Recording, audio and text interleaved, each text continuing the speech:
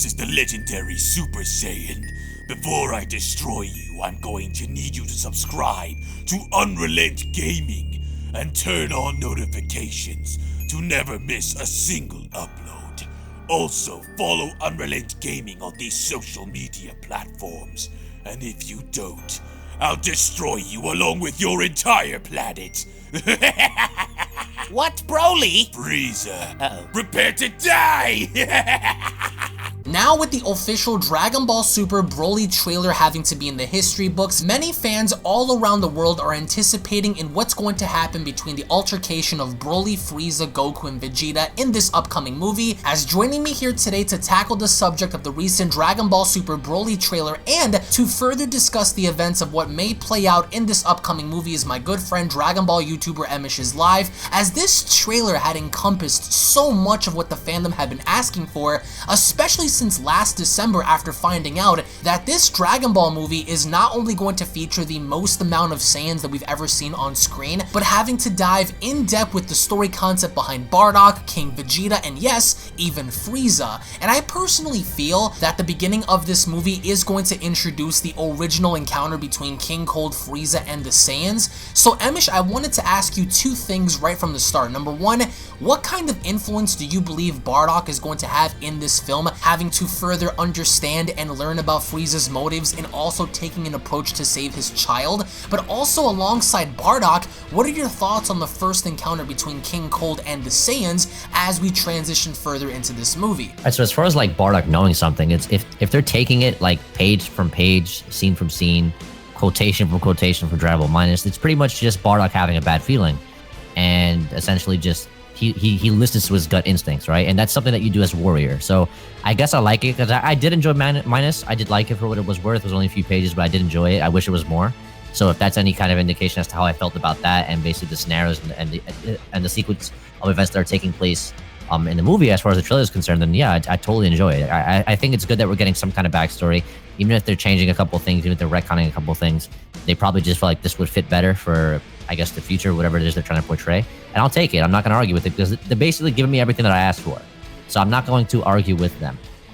As far as like Frieza and King Cold and the interaction between that, it's kind of interesting because I don't know if King Cold already ruled over them or they just happen to invade, I think he possibly has because, you know, the way he introduces himself, like, listen, this is my son and you're going to worship him and you're going to do as he says. That's kind of like authoritarian. It's like, all right, you're going to do as I say or you're all going to die.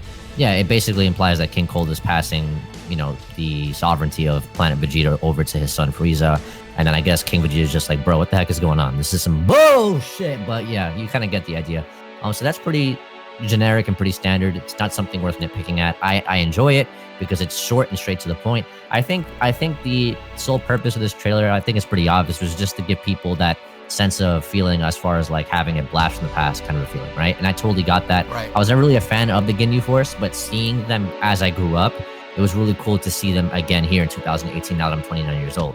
The same thing goes for Zarbon and Dodoria because I know what happens afterwards. Vegeta basically takes their heads, right, and puts a hole and turns and makes donuts out of Zarbon, right? And then decapitates freaking Dodoria, and then basically him and Goku start slapping around the Ginyu Force. So that's pretty fun.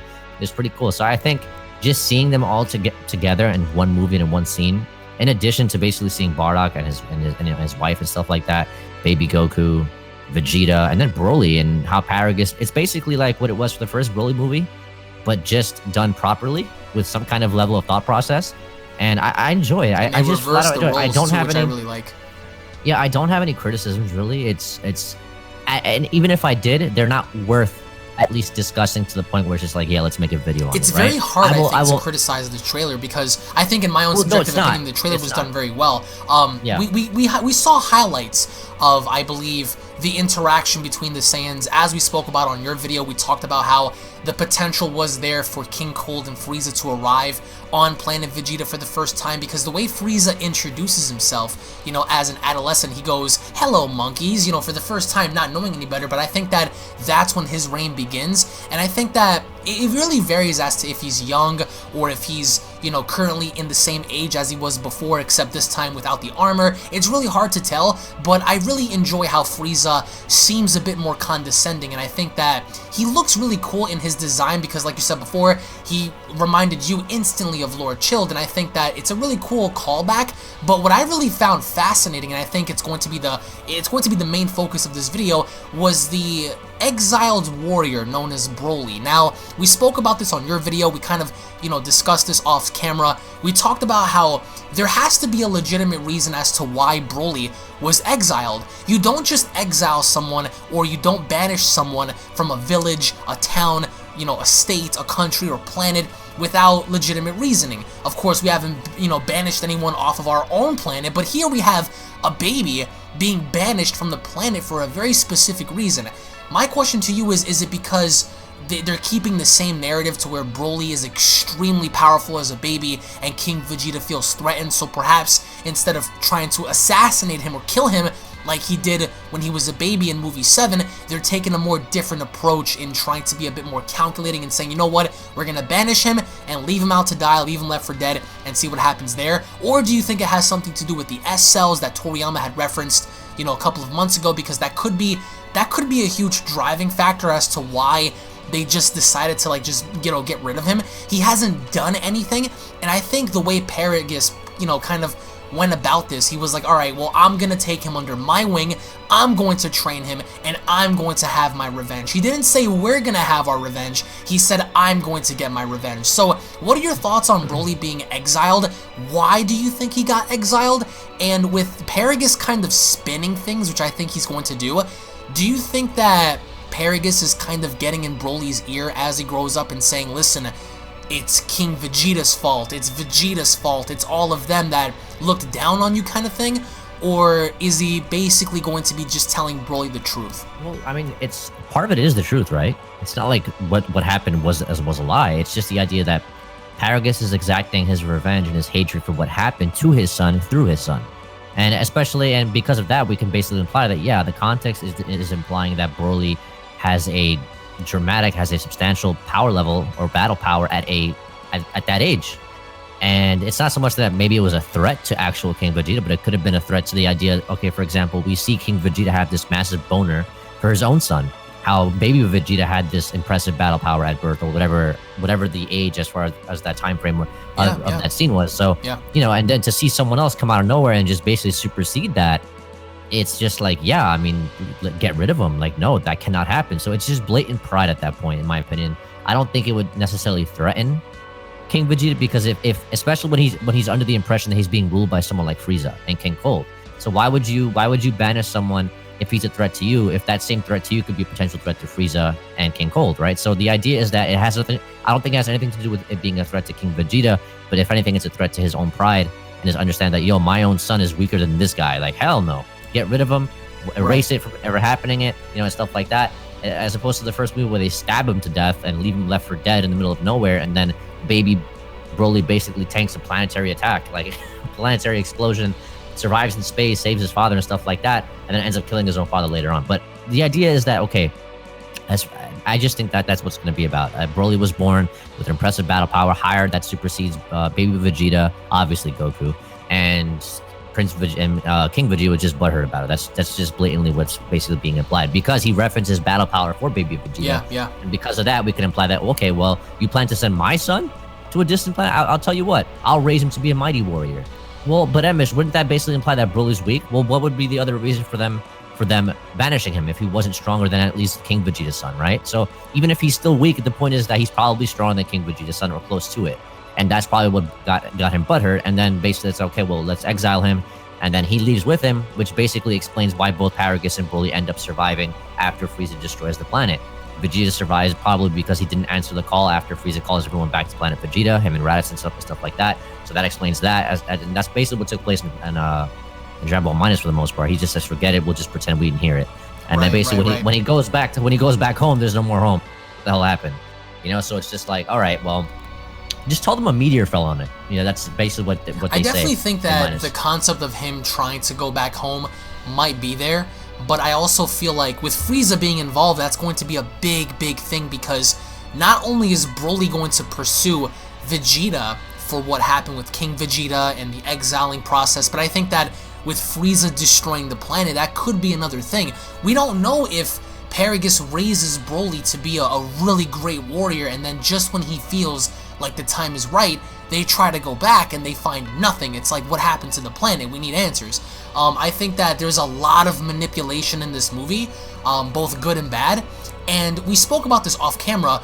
We felt as if this is a story of survival for Broly, because in the original movie, he was basically a brute force of nature. He was the, quote, legendary Super Saiyan. He was just batshit crazy because for some reason he hated Goku so much for making him cry as an infant in front of the scientist, because Goku's power level was 3 or 5 while Broly's was 10,000, so he held that against him with all the frustration and rage after what happened with King Vegeta and the Saiyans being exiled and assassinated and, you know, having to go through so much.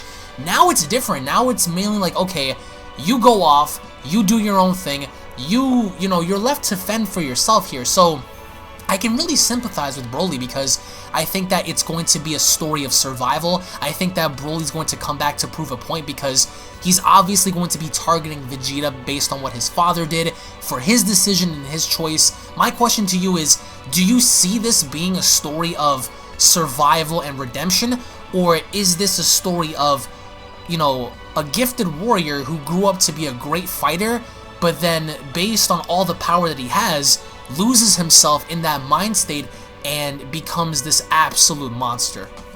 Well, it's kind of like the worst case scenario for Goku, if you look at it in a way, right? Like, Goku in this movie is being sent off to stay alive, I guess, right? As to where Broly was sent off to die, but ends up staying alive through harsh conditions, as to where Goku basically has the luxury of meeting Grandpa Gohan and company and so on and so forth, right? So that was cool. But it's like, but ultimately, both Goku and Broly grew up to be great warriors, you know? So it's like, Goku had the best case scenario, right? And Broly had the worst case scenario, and Vegeta had the convenient case scenario where he wasn't even there for all the crap that took place. So Vegeta, as a prince, as royalty, he kind of had like the best fitting scenario for him personally, in my opinion. And Broly had the worst of it, and Goku just had something that was just like, well, okay, the idea was he has to survive, he has to stay alive. Broly had to basically fend for himself until Paragus came to follow him and raise him to be mighty warrior, stuff like that. So, you know, all three of them, they have different paths as far as like why they end up surviving, but Vegeta had the most convenient one. But ultimately for him, even though Vegeta's scenario was convenient for him, he ended up having to serve under the Frieza army, as to where Broly did not have to do that, and Goku did not have to do that. So they both did their own thing, as to where Vegeta was stuck and stranded with Frieza. So I think they all have some like pros and cons to to the events that took place. But yeah, it's obviously a story of survival. It's blatantly obvious, it's visually obvious. But I think that for Broly, I think this trailer and the way they're depicting this movie, they're making Broly a character that you want to like. And I can actually understand you're right about that one. Yeah, and I can totally understand now why people might want for Broly to end up being a part of something where he doesn't die, where they bring him back later on. Yeah, I can understand that. But do you think that they might go down that route now? Because it's clear as day that Broly isn't batshit crazy, or at least not yet when he transforms. But there's so much history behind what happened, them being born around the same time, having differences in power, differences in lineage.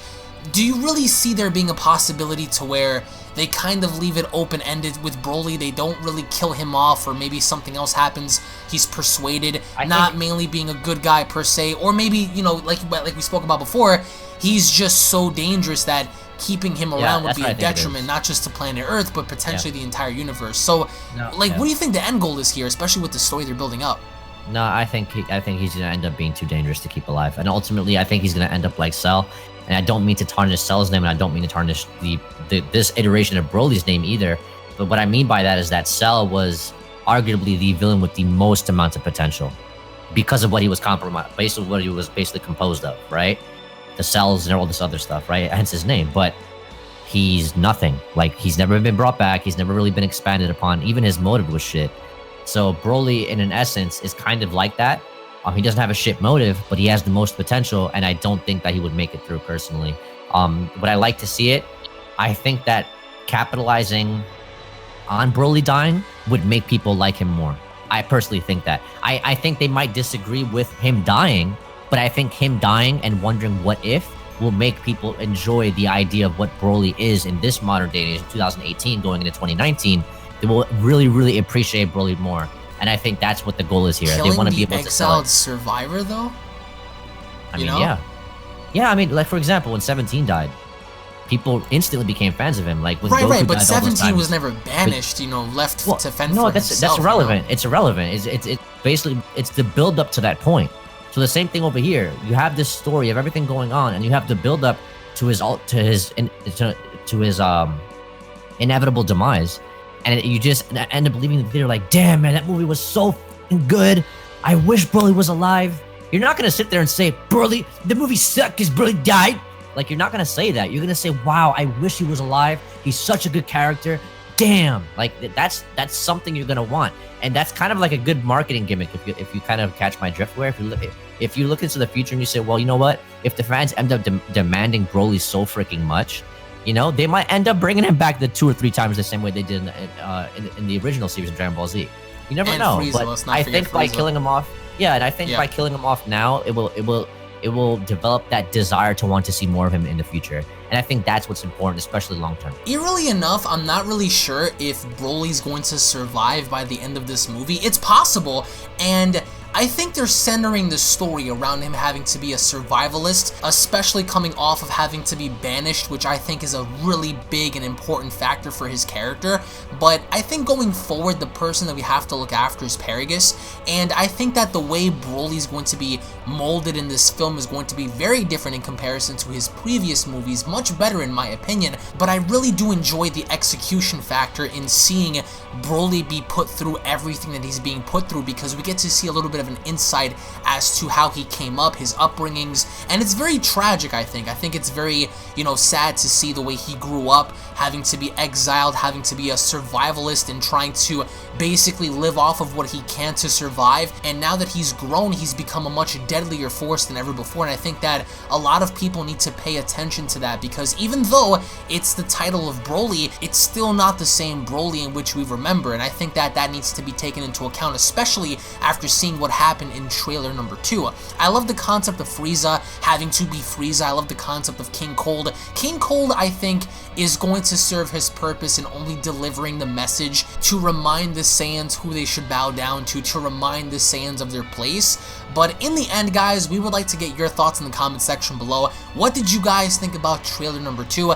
Are you guys excited for trailer number 3, which is supposed to be dropping sometime in November, which is more than likely going to reveal even more information about the characters, fights, everything in between? So let us know your thoughts in the comment section below. Thank you all so much for watching, guys. Once more, if you guys are excited about this movie, make sure you guys go ahead and slap a big fat like down below. If, of course, you guys are new to this channel, punch that subscribe button, guys. Turn on all notifications. Tune back in for more. This movie has me so excited because we get to see multiple different perspectives, and even possibly having to see for the first time Vegeta actually take the lead role in this movie, in the fact that he's going to have more history with Broly than Goku will, and I think that that's a very important factor, especially with Vegeta's father, with Vegeta's family.